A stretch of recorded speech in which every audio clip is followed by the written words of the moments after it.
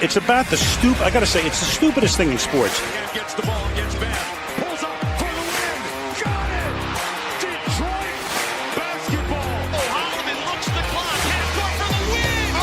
They actually game. The Lions go for it. The Vikings bring it. He's a pass. It's a touchdown to Gibbs. Javi Baez homered earlier. First one in the air, deep left field again. Yes, Tigers win. Javi is unstoppable. This is BS Sports. And away we go. Welcome one, welcome all. So currently, I'm all decked out in my Spartan gear because Michigan State playing an incredible game so far against Kentucky. They're up 31, might be more. Okay, there's a foul coming. So 31-19 over the number 12th ranked team in the country, the University of Kentucky Wildcats. Michigan State, of course, going into this game as 17. So far so good, but still plenty of time left to blow this game. So it's not over just yet. But we do have a lot to talk about. It's going to be hopefully not a depressing show, but it might be a little bit depressing. We might have a little bit of depressing stuff to talk about. By the way, what do you guys think of the new hat? Got a new hat over the weekend. My old Michigan State hat got ran over by a car. We're not going to talk about that. We're not going to talk about why that happened. We're not going to talk about how that happened. Needless to say, it got ran over by a car. All right? That's all you need to know. Anyhow, we got a lot to talk about. Lions with a tough loss to the Eagles on the road last week. Last week. Wow. This past Sunday, we got a lot to talk about in the NFL. Interesting topic I have about, whether this season is the most inexplicable in recent memory. And we're going to talk to Jonathan Smith and how he still has a job somehow. At this point, it's like, do they even know that Michigan State has a football team? Because the basketball team is really good. So maybe they're just like, well, we got good basketball teams. That's all that matters. So anyway, let's just jump into the sadness that was Sunday Night Football for the Detroit Lions.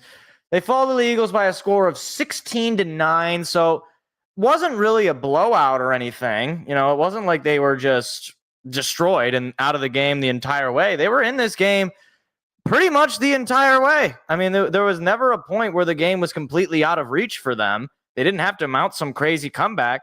The only problem was every time they got into the offensive territory, every time they got into Philly territory, they just would come up with nothing, whether it's, losing it on fourth downs or, not just, I guess they never missed a field goal, but they did miss an extra point. They had one touchdown all game, and you're not going to win a whole lot of football games in the NFL scoring one touchdown. Now, granted, Philadelphia did that, but we're not going to talk about Philadelphia because I'm going to give all the credit in the world to them. They have one of the best defenses I have ever had the privilege of watching because I know the Lions' offensive line is not great right now, and it's not one of the top units as it was the last couple of years. But that Eagles defense is unreal. They completely shut down the entirety of the Lions offense. When your leading receiver is a running back, that's how you know that the Eagles did a great job stopping that defense. Amon-Ra had probably the worst game I think I've ever seen him have since maybe he was a rookie because he was totally shut down. 2 catches were just 42 yards, which is still pretty good actually, but on 12 targets. So, yeah, not good. Not good stuff. Now, I want to get this out of the way because, unfortunately, as good of a defensive showcase as this game was, unfortunately, the game ended in a little bit of controversy. At the end of the game, Lions get a stop on third down. Rock Ya-Sin on A.J. Brown. Good coverage. He had a pretty nice game on Sunday. And then the flag comes in. And it comes in late. It's not as the play's happening, the flag is thrown. It's incomplete pass. 4th down and 10 or 4th down and whatever it was. Wrong. Here comes the flag, pass interference. Now, I am going to say this. Of course, the Lions, even if there was no PI call, they still would have had to get the punt, to wherever they ended up on field position-wise. They would have had to march down the field, score a touchdown, and get either a extra point successfully kicked or convert on a 2-point conversion to win the game outright. There's a lot that could have gone wrong for them past whether that penalty gets called. But I just have to tell you, and Chris Collinsworth, credit to him on the broadcast, you cannot end a game like that. And he was calling out the referee because it was a terrible call. We just had one of the better defensive games, two of the best teams in the NFC, an NFC Championship preview game potentially, and that is how you end the game. Can't do it. Can't do it. Like, just forget about, for a second, forget about who I'm a fan of, okay? I know I wear the Lions stuff. I do the Lions broadcast. I'm the biggest Lions fan that I know, okay? Forget about all of that. You can't tell me that, number one, that call was justified. It wasn't. It was terrible. It was so obviously and objectively terrible. And secondly, you can't say that I'm only saying this because I'm a Lions fan. And if you are, then congratulations. You are bought and paid for fake news media. I don't know. That is just not how you end a game. And I know Lions had the ball, first and goal, didn't score a touchdown. They score a touchdown. We're talking about a tie game, overtime. We could have won the game. You know, the Lions had, 0 for 5 on fourth down in general. They convert one or two of those. Maybe they end up with a field goal. Maybe they're winning the game in regulation. I don't know. But the point is, that's how the game ended. Lions would have had a minute 47 and a timeout to march down the field. I'm not saying they would have, but they could have. I mean, they did at least once that game. Again, not saying they would have, but they could have. Anyway, on to the actual game at hand. I've already given credit to the Eagles' defense, but the other thing I want to point out is that the Lions' defense should also get credit because they completely shut down the Eagles' offense as well. And now, granted, their offense is also shut down by their offensive coordinator, but forget all of that. They have a lot of elite weapons. A.J. Brown really didn't do that much this game. Devontae Smith was a complete no-show. I think he had maybe 1 or 2 catches. Saquon Barkley did not run all over you. So it's funny. All the talk about a need for, an extra edge rusher, an extra body on the defensive line for the Lions, especially at the trade deadline. Hey, man, it didn't look like they needed it this week, and they didn't need it last week. So I don't know, man. Like, not saying that you can't get better at any position. You always can. But the defensive line has been playing pretty darn good for the Lions the last few games, honestly, if we're really looking at it in the aggregate, if you include that Tampa Bay game and the Washington game, the defensive line has played quite well. Now, I want to say this because I hate to say I told you so in this regard because it means that I told you so in a very much darker light. But after the Vikings game, I said that, look, this Lions offensive line, it's just not quite there. It's not what it was before, certainly, with Frank Ragnow and Kevin Zeitler. It's not what it was in 23 with, oh my gosh, what's his name? I can't even think of his name. Not Hal Vaitai. Jonah Jackson. You got Penei Sewell out there who's excellent, but he's not as good at pass protection. You got Taylor Decker, who's really good, but he's getting old and, he can only do so much. Then you got the rookie Tate Ratledge, who I think has been fine, at least fine enough, and he's a rookie. He can get better. He has room to get better. You got Graham Glasgow, who's a decent player, but he's playing out of position. He's not really a center.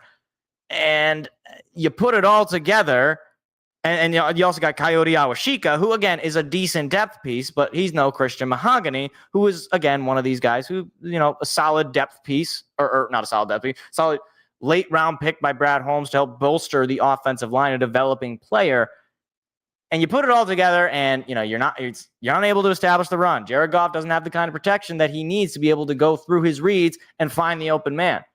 Look, and Ben Johnson, he made this point in his press conference, and I think it's a similar offense that we still run even though he's gone. He's not looking for these one-on-one, just beat the defender. The offense that is run here is an offense where guys are schemed open. So if Goff is unable to get through the reads because, Jalen Phillips is coming at his head, you're going to have a tough time running an offense. And, it's on Goff to be able to overcome the adversity. It's on the offensive line to be able to execute. And it's on Dan Campbell and John Morton to be able to adjust to the in-game situation. And I don't come away from this game that upset, except for obviously the PI call. I come away thinking, okay, we don't really have the offensive line. What are we going to do about it? Well, a little bit of a look ahead. for our schedule, there's an opportunity for us to get a little bit on a roll. So this Sunday, we play the Giants at home. I don't want to get ahead of myself, but I'm pretty confident that that's a win. Okay? I'm pretty confident that's a win. Then you got the Packers at home for Thanksgiving.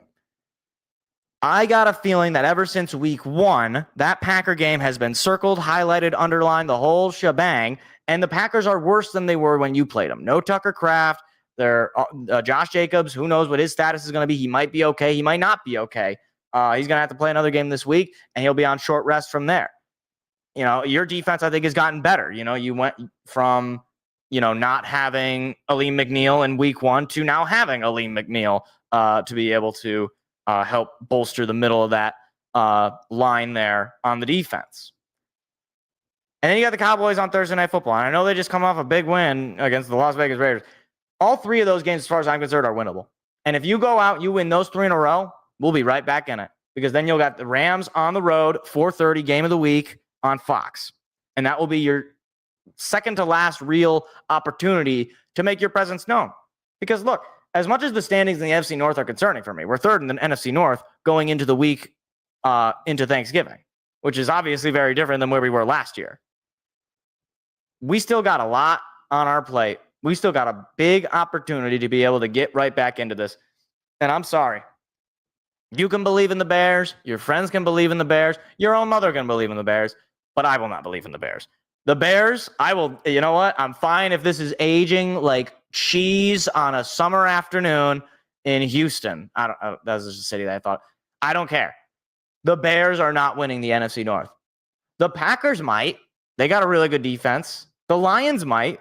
They can get things going, especially if their defense is able to keep them in games and their offensive line play improves with, potentially Mahogany coming back at some point. I'm not totally sure on that. But the Bears are not winning this division. And if they are, it's going to be an ugly win for the division. But you know what? A win is a win for the division. So I'll give them credit if they do. But anyway, you got 3 games in a row here right in front of you that I think you can go on a roll. And these are all 3 home games. These are games that I think going into this season, Lions fans comfortably would have said that they think the Lions are going to win. And I'm going to go out on a limb here and say, yeah, I'm pretty comfortable they're going to win these games too.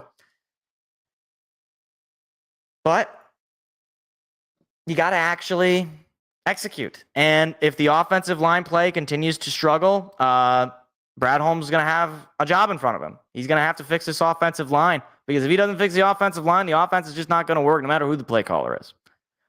So in a weird way, I was upset about the Lions losing. I'm always upset about the Lions losing. For anybody who thinks I'm just some, sycophantic homer, I'm always upset when the Lions lose. But in this particular way, I was like, okay, Eagles defense played out of their mind. If you run this game back, do you really think the Eagles are going to win it exactly the way they did? I mean, Lions went 0 for 5 on 4th down. Is that really something that you think is sustainable for Philadelphia? No, I just don't think so. Especially when some of those offers were on drop passes or Jared Goff missing a read that, he sees Brock Wright on that one play. We're talking about a tie game, 13-13 late in the game. It is what it is. There's nothing we can do. The game is over. And look, I'm on to New York. I'm on to the Giants. So we got a chance for a get-right game. Lions haven't lost back-to-back games in 3 years. Then again, they hadn't gone 0 for 5 on 4th down in 3 years, and that happened on Sunday. So all things are possible. If you lose to the Giants, then we're in full-on panic mode. Everything is in utter chaos. We need to freak out.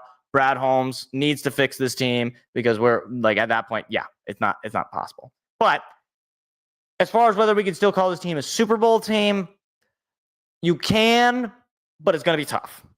You can, in as much as, look, if the offensive line executes, if Jared Goff executes, if you get healthy on both the defensive side and part of the offensive side, you could, because you played real close with that Philly team. You did. So we'll see. I'm on to New York. That's all I got to say about that.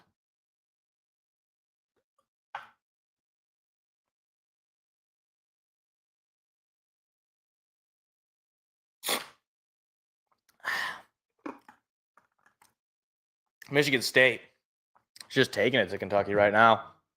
42-27. A little over 2 minutes to go absolutely crazy to think that that's the score. That's just doesn't feel real. It just does not feel real. I don't even know what. Oh, okay. Never mind. I was like, what is this spam text I got? And it's not a spam text. It's something that I signed up for, but probably actually don't want to have signed up for. But anyway. All right. So I want to actually, before we get to the rest of the NFL, this is going to be a quick segment. Just because guys, I have to tell you, I've got nothing. I've got nothing for this team. And it's the team that I'm currently repping. It's the team that I'm currently wearing the clothing for. It's Michigan State.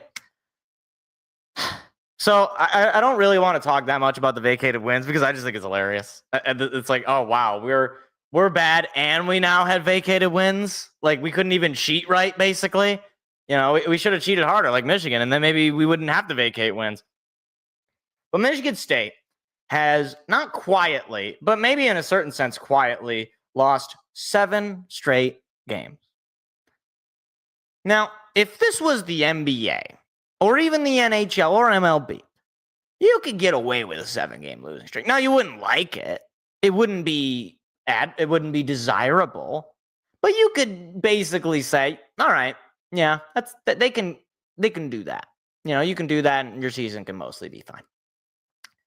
You played 12 games in college and you lost 7 in a row.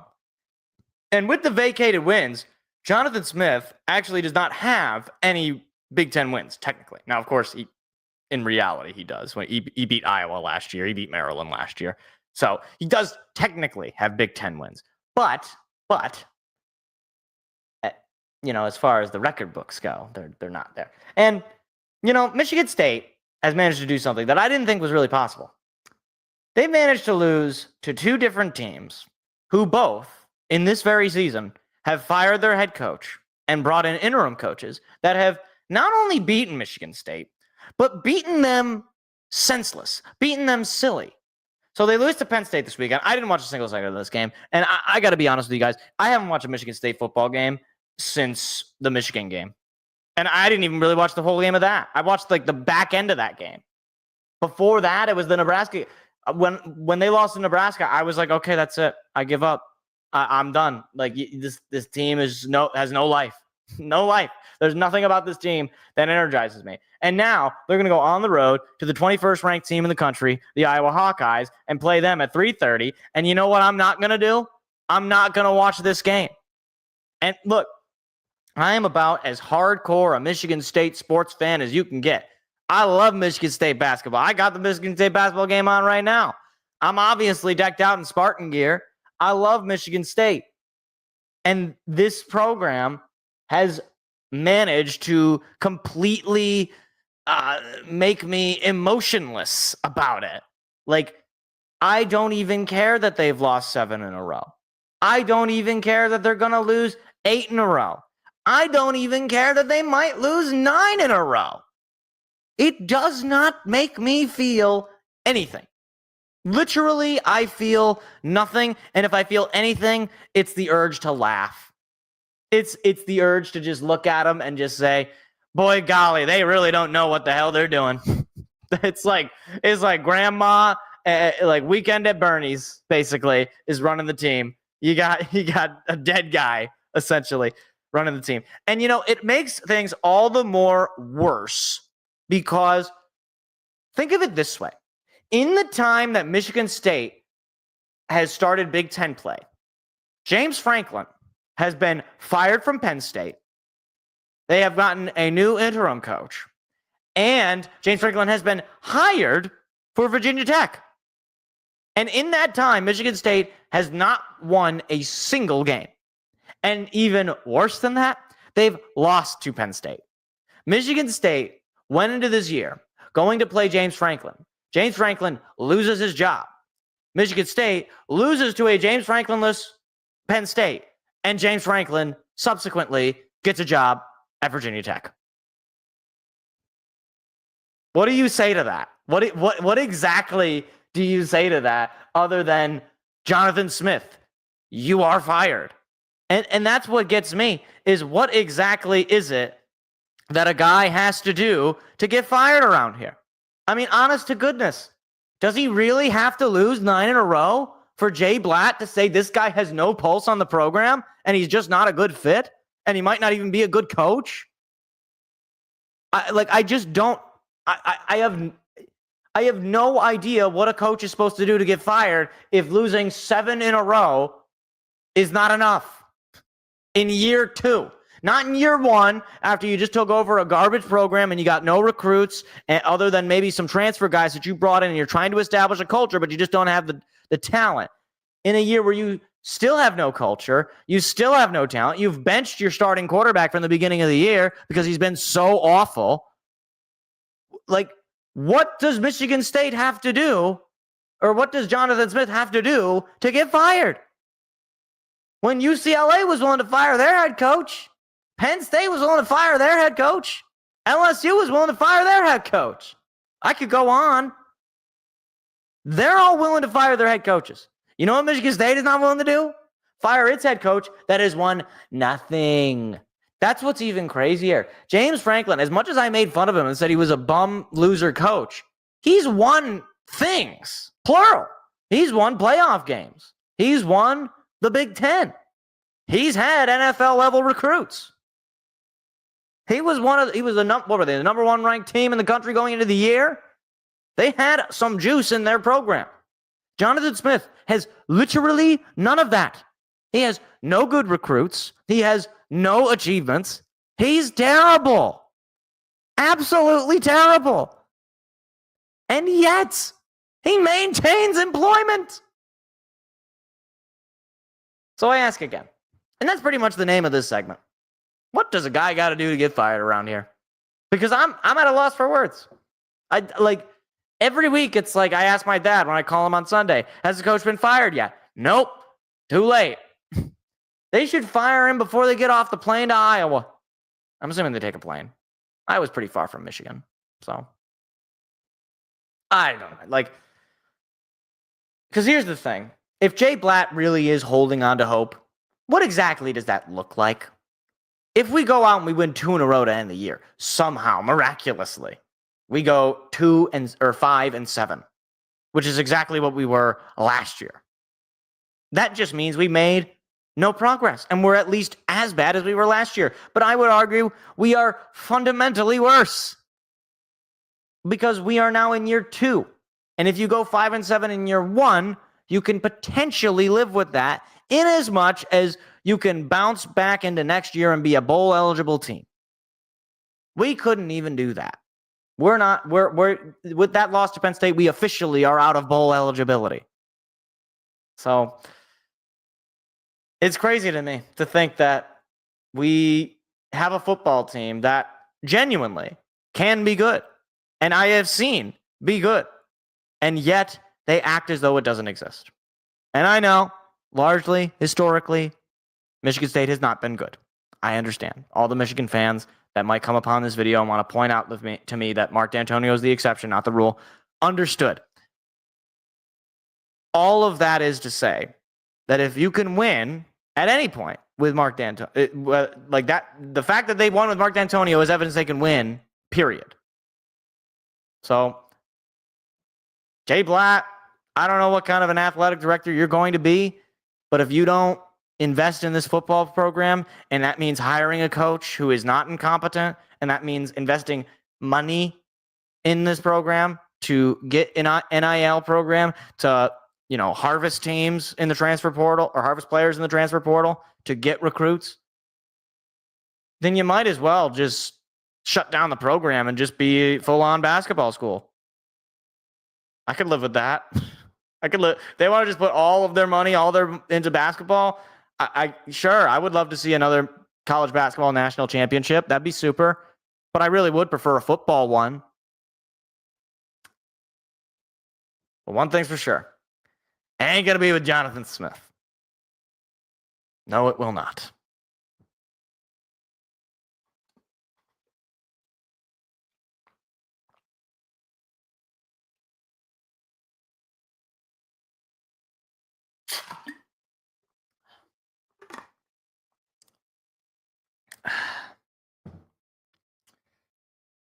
All right. That was actually a good segment. I was kind of freeballing that one, not going to lie. But all right. Let's get into the rest of the NFL week. There's a lot to talk about. First things first, the Broncos have announced their presence. And it wasn't beautiful, but they announced it. Like they got on the PA and they announced that they were present. They're 9-2. They're undefeated at home. But yet, every time I watch them, I get just kind of uncomfortable. They did barely win this game, to be fair. They win it by a score of 22-19, so it was close. But honestly, as close as it was, it never really, like, Kansas City could never get any sort of rhythm going. It was an ugly game, but they never managed to get anything going. Your leading receiver is the aging Travis Kelce, and your running game is Kareem Hunt and friends. And by friends, I mean Patrick Mahomes. It's not good. It's not good. And it really does feel like, this whole run for the Kansas City Chiefs is over. It was a little bit fugazi, I will say. It was a little phony. It wasn't utter dominance. It was finding success in the right ways. But, going to the Super Bowl in back-to-back years, back-to-back years. Yeah, right? They went 3 in a row. That's going to wear on a team. They're probably just exhausted from having to play, 20 games every year, right? Yeah, because they play 17 in the regular season, and then obviously they win their division. So, they won their division last year. I don't know. I don't know if they got the bye each year, but anyhow, on the Broncos though, their defense is very, very good, and maybe this is just the year of the defense, and we'll get into that a little bit later in this NFL segment. But maybe this is just the year of the defense. Like, you don't have to score a whole lot. You just got to stop the other guys from scoring. And you got to play the ugliest football known to man. But you know what? I can live with it. I can live with it a little bit. And Bo Nix, he threw the ball 37 times. Had 95 yards, no touchdowns. He wasn't exactly a killer, but they did what they needed to do. Like, they got their lone touchdown in the game, and that was all they needed. Just needed one. This is just a weird week. I'll tell you, it was just a weird week of the kinds of games we got. But anyhow, speaking of weird things, the Bears are in first place. But is it totally fake? And the answer is yes. The answer is absolutely, positively yes. Do you want to know why I know it's fake? Do you know how many of the games that they've won that were one-score games? Here, I'll let you know. 1, 2, 3, 4, 5. 5 of their 7 wins are one-score games. Do you want to know what their losses were? 14-point loss, 29-point loss, and then they also had a 3-point loss in there. But 2 out of their 3 are double-digit blowout losses, and then 5 out of 7 are one-score wins. And not exactly against elite competition, mind you. Against the Raiders, against the Commanders, against the Bengals, again, in a Bengals game that they really should not have won. And against the Giants and the Vikings in a game where, once again, they really should not have won, but they found a way to win. They will take the Steelers at home. And I don't think the Steelers are very good, but they're going to have a tough time scoring on that Steeler defense. And if the Steelers, Aaron Rodgers notwithstanding, can get a few drives in there, it might be tough. Their schedule upcoming, their next 3 games are going to be a real challenge for them. They got the Steelers, they got the Eagles, and they got the Pack all in a row. I'm not convinced they could win 1 or more of those games. They could probably win 1, and it maybe be the Steelers. Maybe they can get it done against the Pack. Maybe. But I don't think they're going to beat the Eagles. They can't. There's no way in hell they're going to be able to score on the Eagles. If the Lions certainly couldn't score, in what world are they going to score? So, yeah, the Bears are totally fake. I am convinced of that. I don't care if you're a Bear fan. They're fake. They're fake. There's no way they are winning this division. No way. Oh, yeah. Definitely watching this MSU Kentucky game, Detroit fan. Yeah, they're killing it. I don't know. Maybe like Izzo just had them practicing threes going into this game all day, every day, because they're killing it right now. Still got a whole second half to play, but that would be awesome. That would be an awesome win. Like, true, we never win these games in these Champions Classics or any of these other random tournaments where we play really good teams early on in the season. We never win these games. And I'll tell you this much. I don't want to get ahead of myself. If we do win this game, we're going to win the Big Ten back to back. I'll just say it right now. If we win this game, we're going to win the Big Ten. Lock it in. Lock it in. That's all I'm saying.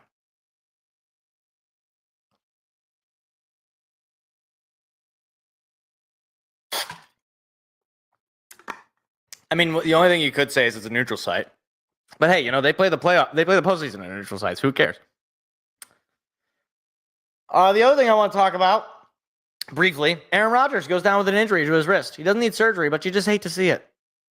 You just hate to see it. Here's what I want. I want Aaron Rodgers to stay healthy. I'm rooting for you, Aaron, because I want to be able to watch the final home game of the year where Aaron Rodgers has to come back to Ford Field only to get his bell rung all day by Aiden Hutchinson and Aleem McNeil and Brian Branch. And I don't want him to get hurt because I want him to play against the Lions so we can murder him like we did the last time he came to Ford Field. That's what I want. That's all I want. And then he could say, oh, he can't lose to that team. I want him to stay healthy. So we're rooting for you, Aaron. We're rooting for you. We're all behind you. We're all one big happy family. Anyway. So on this point that I made earlier a little bit, I wanted to ask a question. Is it just me, or is this season the single most unexplainable season in the NFL? Because last year, I could explain, largely. I mean, obviously, you had the Chiefs going crazy, winning all those one-score games. You had the Vikings, going off. Obviously, the Lions going 15-2. But even that, I could explain that. I mean, you can go back and look at last year's Lions team and say, okay, yeah, I mean, they're destroying all of the terrible teams that were in front of them. They played some good teams, and they played them pretty well. They had to play the Bills, but they were decimated. I could explain things. This year, on a week-to-week basis, I got nothing. The Bills last week lose to the Dolphins. What do they do this week? They beat Tampa Bay. Now, last week, the Lions murder the Commanders, score on every single drive. This week, couldn't score in a whorehouse. I don't know. like the Eagles going into this year look like an elite team, pretty much running it back offensively. They have the same pieces. They got an elite defense. What do? They look like the worst offense in modern football history. It doesn't make any sense. Like, looking at the NFC and the AFC, there is not one singular team where I look at them and I'm just so confident in their ability. Like, none of them. Not a single one. I mean, maybe the Patriots, but even then, Drake May, he's having a great year, but he's largely, I'd say, an unproven quarterback. They've only got a game advantage over the Bills. And granted, they've played more they played more games than the Bills. The Steelers are currently winning this division, but the Ravens are not too far behind. The Colts are just far and away the best team in their division. But does anybody really trust them in the postseason? Do people really trust Daniel Jones to go up against Patrick Mahomes or Josh Allen or, I was going to say Bo Nix, but I actually might trust him against Bo Nix. Either way, definitely not against Allen or Mahomes or even Drake May. In the NFC side, I already alluded to it. The Eagles have one of the most putrid offenses I've ever seen. And the Bears are just sneaking by. The Lions right now are kind of struggling, but does anybody truly believe that the Lions are not going to end up in at least second place in this division? The Panthers are, by the will of God, somehow above 500. The Panthers very well could win that division. Meanwhile, the Rams with Matthew Stafford, whose back was supposed to be hurt going into this year, are playing at an MVP level, although they just played a pretty sloppy game against Seattle. So I don't know who's good. Like, can anybody, like, part of me is like, well, I can see the Rams winning the Super Bowl this year. But then I think, do I really trust, Stafford that much? He had, the one obviously really good postseason run in the Super Bowl. But, this offense has got Devontae Adams, who's old, and he's already had dealt with injuries. Stafford went into this year potentially dealing with an injury. Puka Nacua has dealt with injuries the last couple of seasons. Who knows if you can really trust their defense? Yeah, like, on the other end, the Eagles, their defense looks like they can just win games riding on that. But, again, if the Lions go, 2 for 5 on fourth downs, they probably win that game. And that's not even good. Going 2 for 5 on fourth down is not good. But if they did, they probably beat the Eagles. And on the other end, on the AFC, the Chiefs, they look like they're falling apart, but the Chargers are injured to hell and back. And they just got murdered by the Jaguars, who, by the way, are also 6-4. The Jaguars and the Lions have the same record. Now, you can either take that to mean the Jaguars are actually secretly kind of good, or you could take that to mean the Lions are actually secretly kind of bad. I think the reality is nobody knows who's good, and there's no way to tell who's good right now because everybody's kind of middling. And the teams that are good or that look like they're good based on the record are not teams that anybody's all that confident in. Nobody, as far as I'm concerned, is all that confident in the Broncos or in the Colts. The most confidence I've heard is from maybe the Patriots. But again, unproven quarterback, second year in the league, hasn't played in the postseason. So I guess to credit the league, it's incredibly entertaining because at any given week, one team can rise up out of the ashes and actually beat a really good team.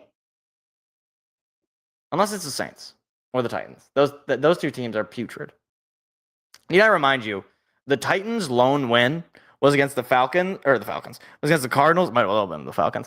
It was against the Cardinals, in which the Cardinals blew a massive lead in that game. Every miracle of a thing had to go right for Tennessee to win that game.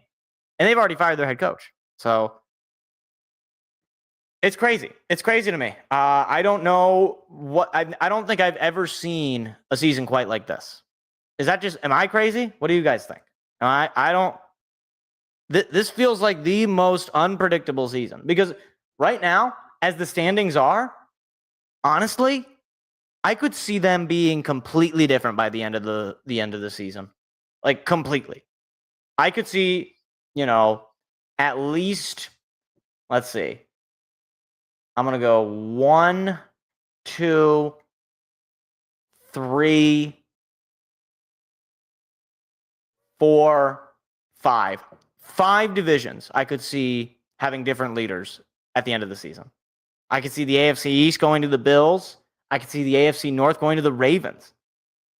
I could see the AFC West, honestly, as crazy as it sounds, I could see the Chiefs just going on a crazy run here and managing to come all the way back. I could see the Lions obviously going on a run and winning back that division. Heck, I could see the Carolina Panthers, who are playing really good ball, somehow stumble their way into this because the Buccaneers are injured completely. It's been a crazy year for the league. And obviously, I'd like my Lions to be better than they are right now, or at least better than they feel right now. But man, it's been just a crazy year. So I got no idea who's winning the Super Bowl. Literally none. The best teams are teams that I'm like, no, I don't think so. I don't think the Colts are winning. I don't think the Patriots are winning. I don't think the Broncos are winning it. I don't think the Eagles are winning it. I have no clue. So if you do listen to anybody who says they do have a clue, I'd be curious what they have to say because I got a feeling they don't have a clue either, but they're just pretending that they do.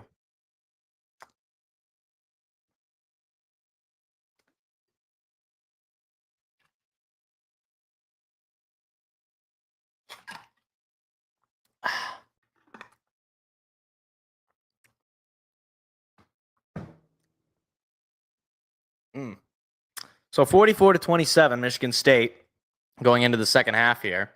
Oh boy, Kentucky off to a good start. Slam dunk. Come on, boys. Let's stay in this. But anyway, we do have one final segment here, and of course that is the picks. We breezed through this show, guys. We really didn't have too much to cover. So it's crazy. It's actually crazy. But all right then. So it is that time of the show where we embarrass ourselves and largely make fools of ourselves. It is, of course, the picks. Let's hit the music, shall we? There we go.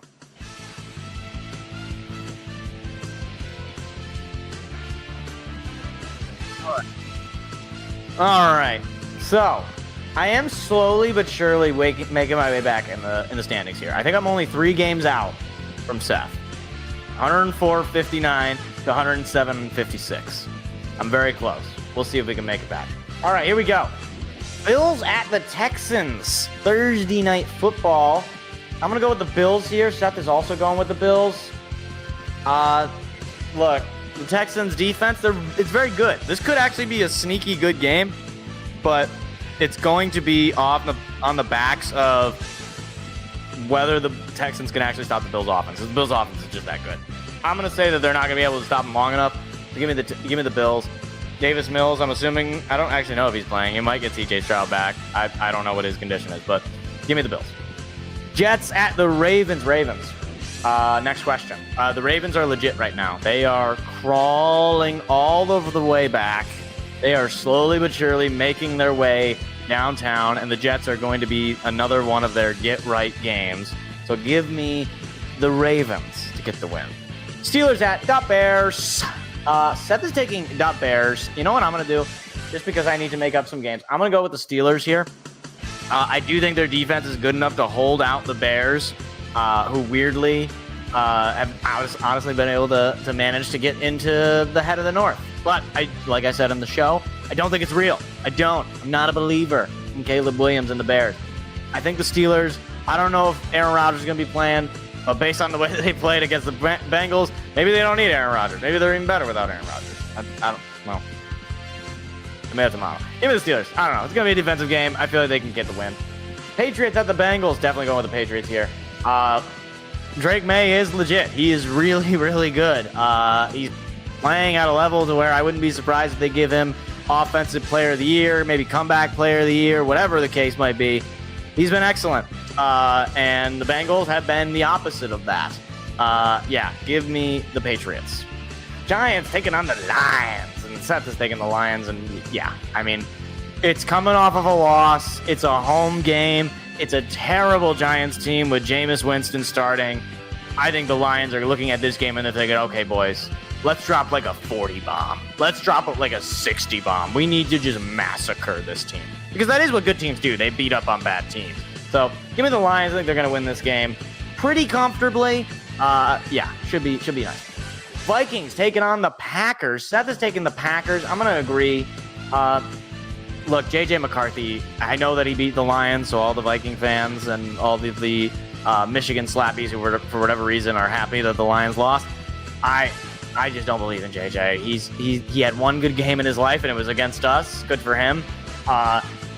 And this Packer team has just too good of a defense. He's not going to be comfortable. Micah Parsons is going to want to take this kid's head off, and that's not a good spot to be in if you're a quarterback going up against the Packers. Give me Green Bay.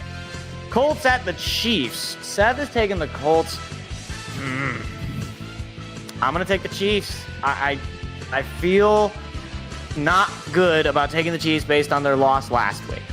But to my credit, it was a close game. And I just think Colts are coming off a bye here. But Daniel Jones had a couple of games where he hadn't looked great. Hadn't been, the Danny Dimes exactly. And I feel like this Chiefs team, all they've heard all through the last few weeks is how terrible they are, how it's over, they're not going to be able to win, all that stuff. I think it's going to be fuel. I think they're going to win in Arrowhead. It's going to be ugly because it's the Chiefs, and that's just how they play basketball, how they play football right now.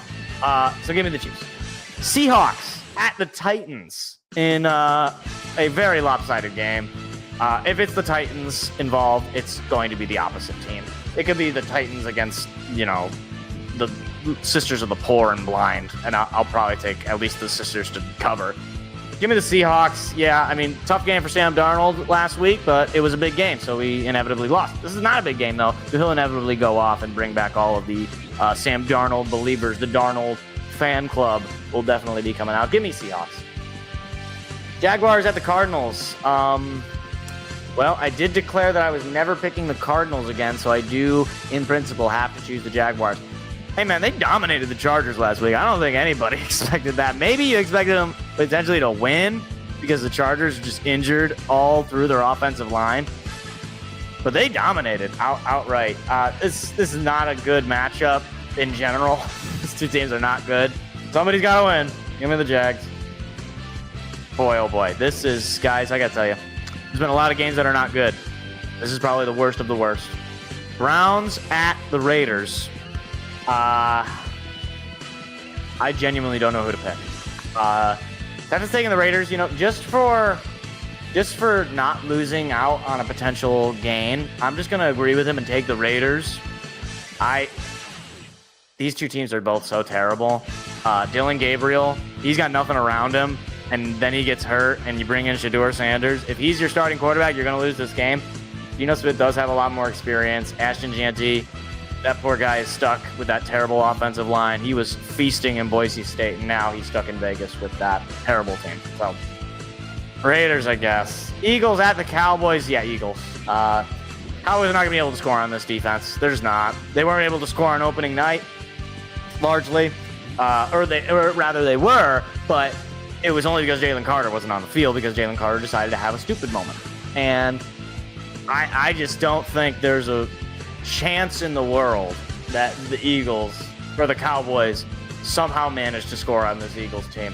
If the Lions couldn't score on this Eagles team, I'm not convinced that really anybody's going to be able to score that much on this Eagles team. Give me the Eagles. Fly high, fly. Isn't that what they say? I think that's the phrase. Falcons at the Saints. Well, somebody's got to win, and Seth is taking the Falcons. I'm going to agree with him. Raheem Morris is not a very good coach. The Falcons should have known that when they had him as their interim head coach and let him go. But he's just not good. He's not good at organizing a staff. The offense that is that talented, it just shouldn't be the way that it is. And look, you're out Michael Penix. You're putting in the corpse of Kirk Cousins. It's not good, but it can't possibly actually be this bad, But the Saints are much worse. So give me the Falcons. Buccaneers at the Rams, Sunday Night Football. This should be a really good game. Give me the Rams, the Baker Mayfield Bowl. The Bucs are very injured. I just don't think they're going to be able to keep up with the firepower that LA potentially has. If they want to keep themselves in that, we're still a serious contender in the NFC, they're going to have to win this game. And as far as the Rams go, I think they're going to have to win this game pretty soundly to be able to put themselves in that top-tier category as well. Give me the Rams. Panthers at the 49ers on Monday Night Football. I don't know. This is an ugly game. I'm going to go with the 49ers because Seth took them. Bryce Young played a really fine game last week, beating the Falcons. Panthers are back to above 500. Haven't said that in a very, very long time. The 49ers, they're also just not that good either, so I'm not, in the camp that they are some team that will just destroy them. But then again, this 49ers team with Mac Jones, they did murder the Giants, and Panthers are at least as bad as the Giants. Probably better, but yeah, I don't know. I don't feel confident about this, but I'll just go with the 49ers just for fun. All right, here we go. Bills at the Texans. Both taking the Bills. Jets at the Ravens. We are both taking the Ravens. Steelers, Bears. I am taking the Steelers, and Seth is taking the Bears. Patriots, Bengals. We are both taking the Patriots. Giants, Lions. We are both taking the Lions. Vikings, Packers. We are both taking the Packers. Colts, Chiefs. I am taking the Chiefs. Seth is taking the Colts. Seahawks, Titans, we are both taking the Seahawks. Jaguars, Cardinals, we are both taking the Jaguars. Browns, Raiders, we are both taking the Raiders. Eagles, Cowboys, we are both taking the Eagles. Falcons, Saints, we are both taking the Falcons. Buccaneers, Rams, we are both taking the Rams. And Panthers, 49ers, we are both taking the 49ers, excuse me. And those are your NFL Week 11 picks.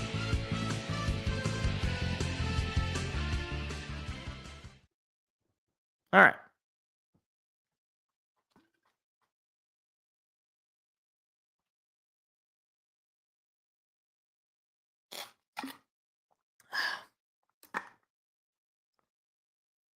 Oh, man. Michigan State, 3 for 9 on the field in the second half. That's not good. But they are still winning by 13. So you got a decent cushion, but you're going to need a little bit more, I'd say, for sure. Speaking of a little bit more, Kurt Tang for 3, and he hit it. Oh, Kurt Tang. What a shot. Needed that. 10 points for the youngster. All right. Anyway, that's where we're going to wrap up the show. So look, obviously a look ahead. We'll be live this Sunday. Earlier game, the last 1 o'clock game, potentially of the season. We don't know what the final game of the year against the Bears. 1 o'clock, Lions, Giants. We'll be live reacting. Should be a good game. Should be a bounce back. Looking forward to it. So be sure to be there. If you want to hang out, it's always a good time unless we lose. In which case, it's not a good time. Anyway, if you enjoyed, please do hit the like and the subscribe button. It is greatly appreciated. Trying to get to 500 subs by the end of the year. We're coming up close on the end of the year, but I believe, guys. With that being said, I hope everybody has a great rest of your night. And I'll see you all on Sunday. Have a good night, everybody. See ya. See you later.